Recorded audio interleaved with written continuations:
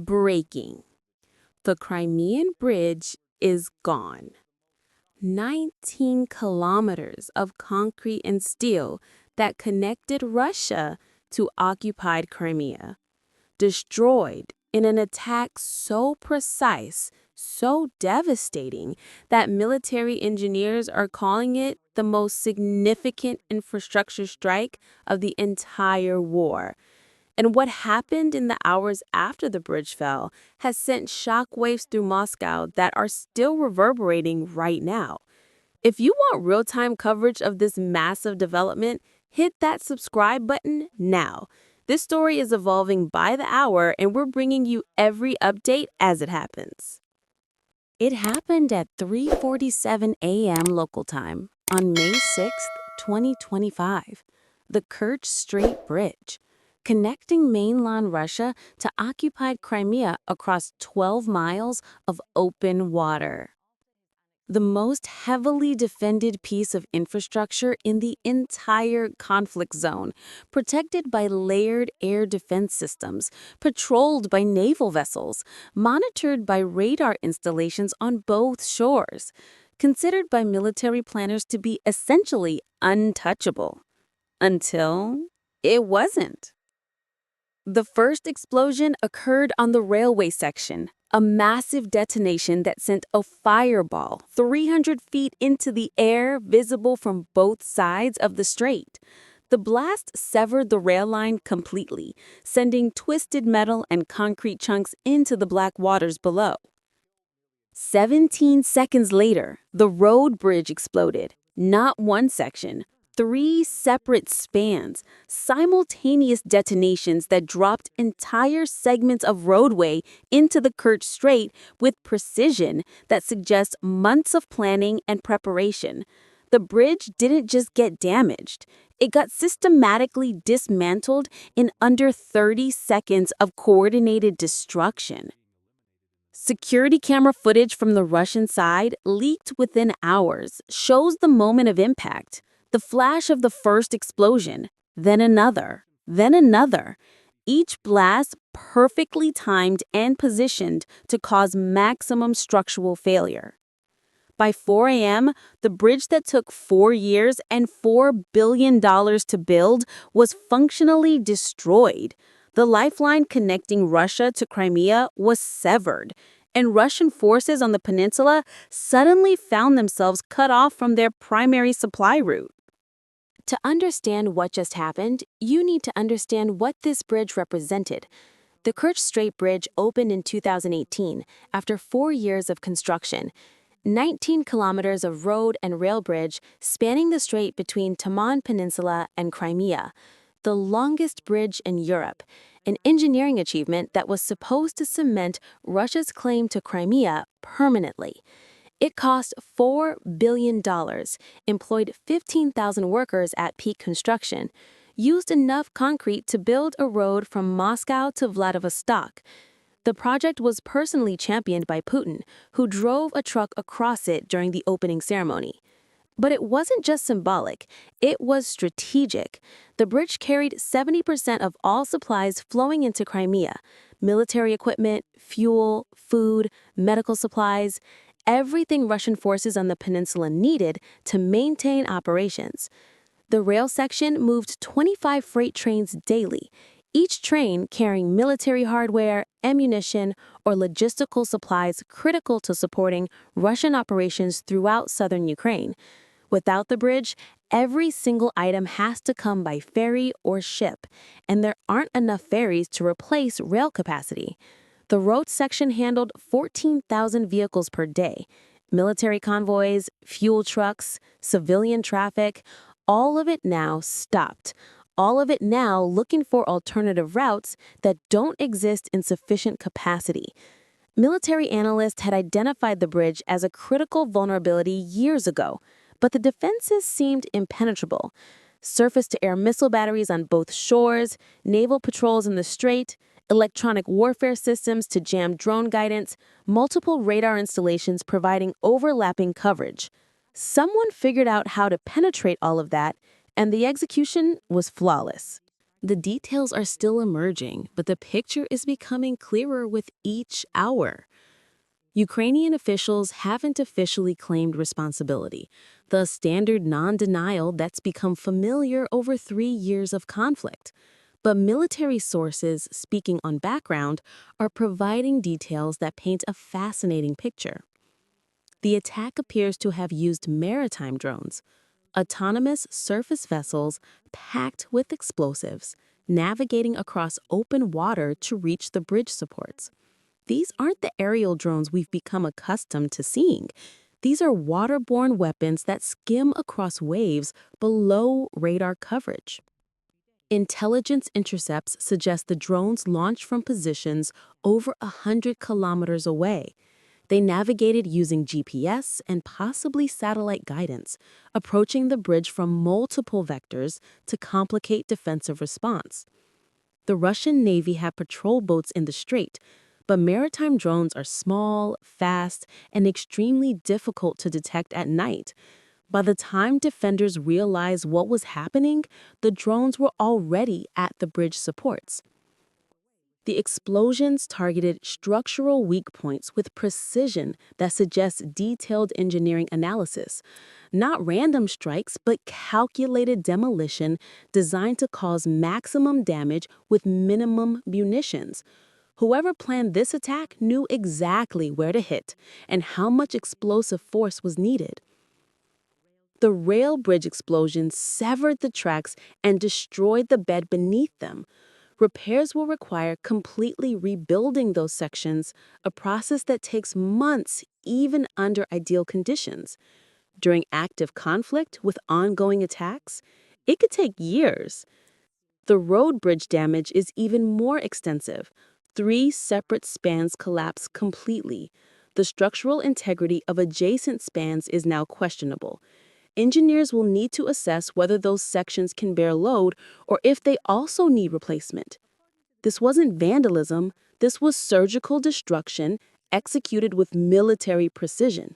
Within minutes of the explosions, Russian military communications across Crimea went into overdrive. Intercepted radio traffic reveals the panic. Commanders requesting information, logistics officers calculating remaining supply levels, unit leaders asking for orders about what comes next. The confusion was absolute. Russian forces in Crimea suddenly faced a nightmare scenario. They're physically isolated on a peninsula. Their primary supply line is destroyed, and they have no clear timeline for when it might be restored. Current stockpiles of fuel, ammunition, and supplies are finite. Some units have 2 weeks of reserves, others have less. Everything now depends on ferry and ship capacity that's completely inadequate for the volume of supplies needed. The ferry terminals on both sides of the strait immediately became critical bottlenecks. Lines of military trucks stretching for kilometers, waiting for vessels that can only carry a fraction of what the bridge moved. Officers screaming at dock workers, soldiers standing around with equipment that needs to get to the front but has no way to get there. The civilian impact is equally chaotic. Tens of thousands of Russian civilians living in Crimea who relied on the bridge for access to mainland Russia are now stranded. The ferry system can't handle both military priority cargo and civilian traffic. People are being told to wait. No timeline for when normal access might resume. Food supply chains into Crimea ran through the bridge. Grocery stores in Simferopol and Sevastopol are already seeing shortages as deliveries stop. Panic buying emptied shelves of staples within hours. Prices on remaining goods spiked immediately. Fuel stations ran out of gasoline by mid-morning as residents rushed to fill tanks, fearing supply disruptions. Military vehicles have priority for remaining fuel stocks. Civilian vehicles are being told to conserve and wait. This is what happens when a single point of failure fails.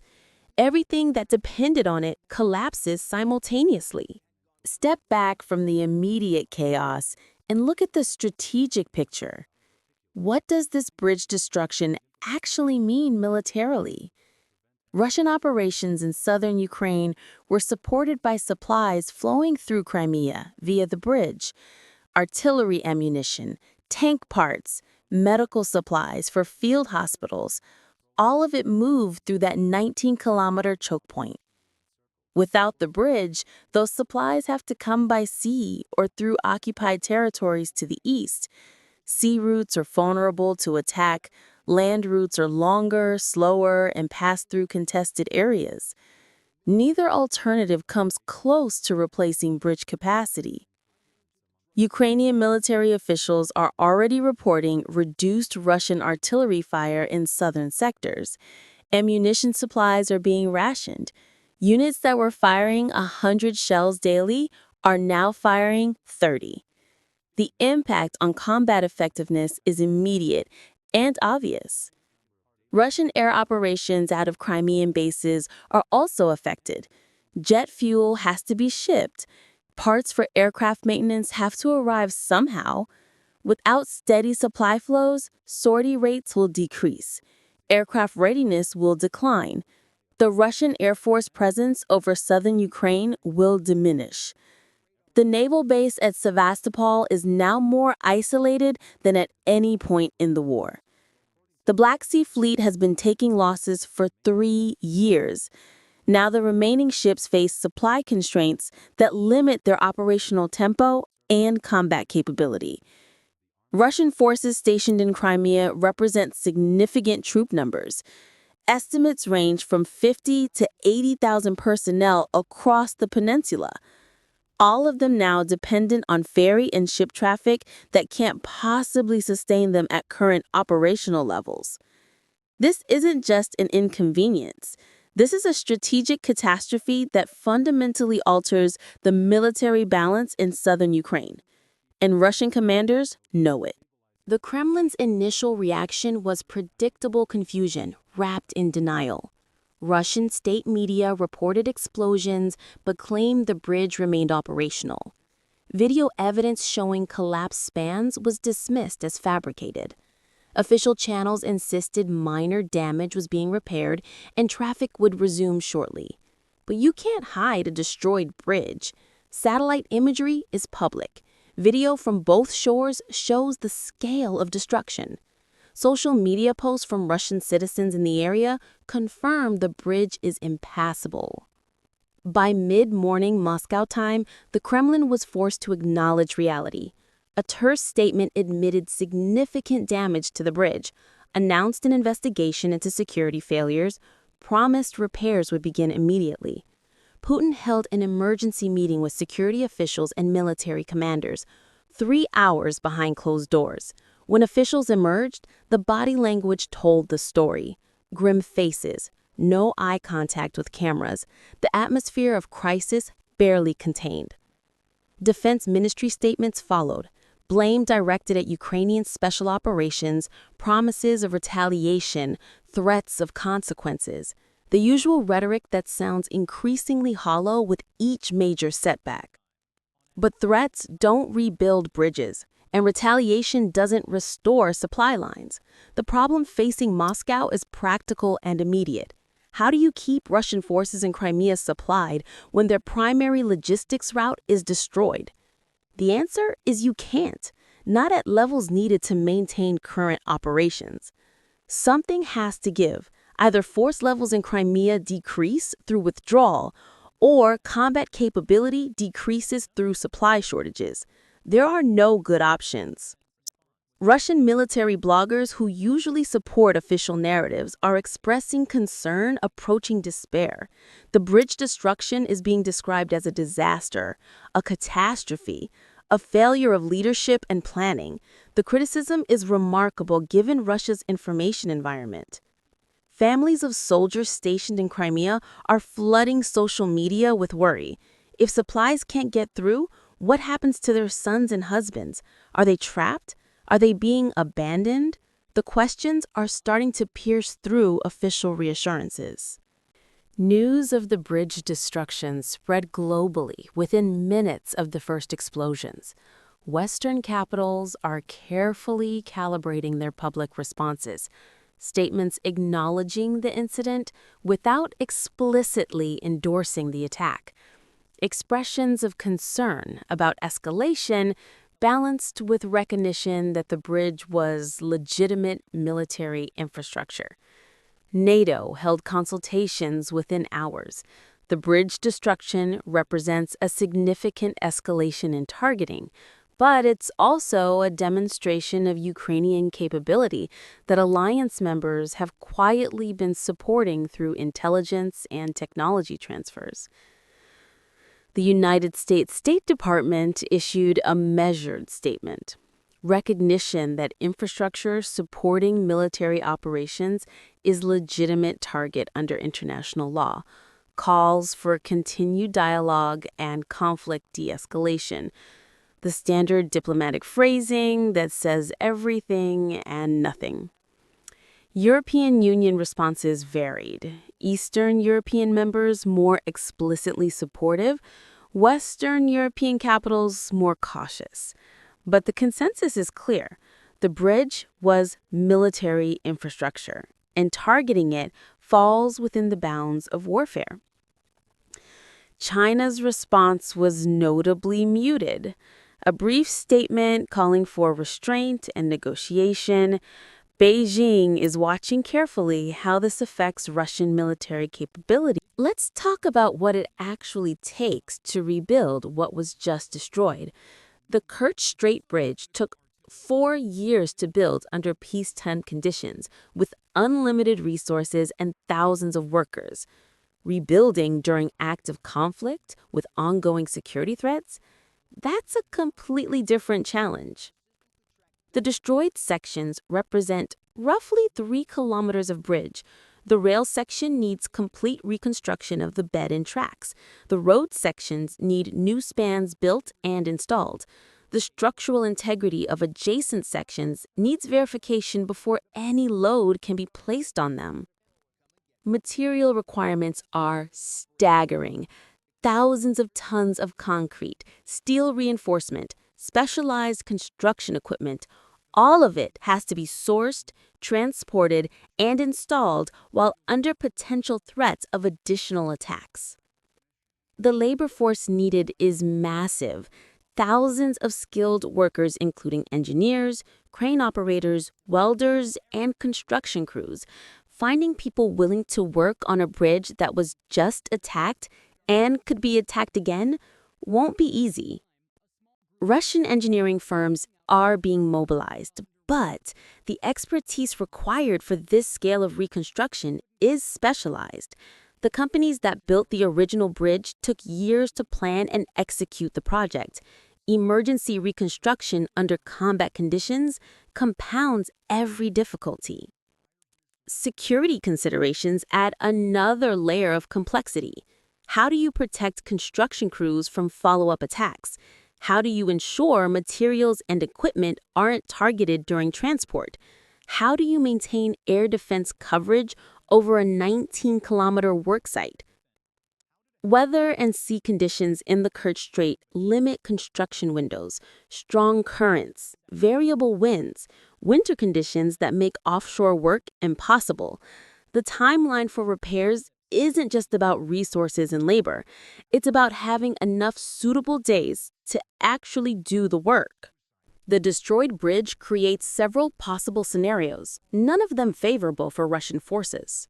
Scenario 1. Emergency repairs. Russian engineers focus on temporary restoration of limited capacity. Maybe one lane of road traffic. Maybe freight rail on damaged tracks. Enough to keep supplies flowing at reduced levels while full reconstruction is planned. This requires months of work under constant threat of additional attacks, and temporary fixes may not hold under the loads required for military logistics. But it's the quickest path to restoring some connectivity. Scenario 2. Complete reconstruction. Russian authorities commit resources to fully rebuilding the destroyed sections. This takes years and massive investment during an active war. But it's the only way to restore full functionality and capacity. The problem is time. Russian forces in Crimea can't wait years for supply lines to be restored. Something has to give before reconstruction is complete. Scenario 3. Strategic withdrawal. Russian forces reduce presence in Crimea to levels that can be sustained by ferry and ship traffic. Units redeployed to mainland Russia or other fronts. Crimea becomes lightly held territory rather than major military hub. This represents massive strategic defeat, admission that the peninsula can't be held at current force levels, opening for Ukrainian operations to pressure remaining Russian positions. Scenario 4. Alternative supply routes. Russia develops land corridors through occupied territories to supply Crimea without depending on the bridge. This requires holding and securing hundreds of kilometers of territory under constant Ukrainian pressure. Each scenario has problems. Each requires resources Russia may not have. Each takes time that Russian forces in Crimea don't have. The most likely outcome is some combination. Emergency repairs to restore minimal capacity while Russian forces in Crimea operate under severe constraints and gradually reduce presence to sustainable levels. That's not victory for Russia. That's managed retreat disguised as strategic adjustment. The Crimean Bridge was more than infrastructure. It was a symbol, a statement, a physical manifestation of Russian claims to Ukrainian territory. Putin drove across it in 2018. It appeared in propaganda videos. It featured in official narratives about Crimea's permanent integration into Russia. The bridge was supposed to make the occupation irreversible. And now, it's destroyed. Sections of it are underwater. The rest is unusable. The symbol is shattered, along with the structure. This is the kind of event that defines conflicts, like the fall of specific cities or destruction of major installations. The bridge collapse will be remembered as turning point, the moment when assumed permanence became obviously temporary. Russian media is already struggling to frame the narrative.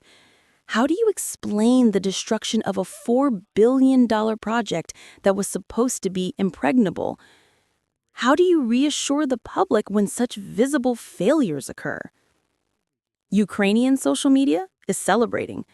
Videos of the destroyed bridge are spreading with hashtags of liberation and victory. Literally. Russian forces in Crimea are isolated, their supplies are limited, their operational capability is degraded, and there's no quick fix that restores what they just lost. Ukrainian forces demonstrated they can plan and execute complex strikes on major strategic targets despite Russian defenses. That capability changes every calculation about what's possible in this conflict. The bridge took 4 years to build. It took 30 seconds to destroy. That asymmetry is everything you need to know about the military balance right now. What happens next in Crimea? How does Russia respond? Can the bridge be rebuilt during active conflict? Those are the questions that will define the next phase of this war. But standing here today, looking at satellite images of a severed bridge and scattered debris, one thing is absolutely clear. The lifeline is cut. The connection is broken, and Crimea's status as Russian territory just became significantly more temporary than anyone in Moscow wanted to admit. That's not just a military setback. That's a strategic catastrophe that will reshape the entire southern front and possibly determine how this war ends. The bridge is gone, and with it, Russian assumptions about permanent occupation of Ukrainian territory.